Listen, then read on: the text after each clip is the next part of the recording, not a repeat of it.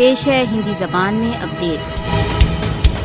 मोदी के सत्ता में आने के पश्चात से भारत में हिंदू फासिस्टवाद में निरंतर वृद्धि हो रही है। मोदी के नियंत्रण में भारत एक आपराधिक हिंदू फासिस्ट एंटरप्राइज बन चुका है। भारत द्वारा अवैध रूप से अधिकृत जम्मू कश्मीर में मुसलमान मोदी के फासिस्टवाद का आतंक सहन कर रहे हैं। मोदी सरकार बहुत व्यवस्थित रूप से भारत में नकारात्मक स्वर को मौन कर रहा है। मोदी शासन पक्षपातपूर्ण नीतियों द्वारा धार्मिक अल्पसंख्यकों को मार्जिनलाइज कर रहा है। मोदी के शासन में भारत द्वारा अवैध रूप से अधिकृत जम्मू कश्मीर में मानव अधिकार उल्लंघनों में वृद्धि हो गई है। मोदी अतिवादी हिंदू संगठन आरएसएस का सदस्य है, जो नाजी विचारधारा का समर्थक है। मोदी हिंदू प्रभुत्व के आरएसएस के फासिस्टवादी दर्शन का मार्ग प्रशस्त कर रहा है। मोदी शासन के अंतर्गत हिंदू विचारधारा भारत में राजनीति का आधार हो गई है। मोदी शासन में मुसलमानों तथा अन्य अल्पसंख्यकों के विरुद्ध घृणा अपराधों में भीषण वृद्धि हो गई है।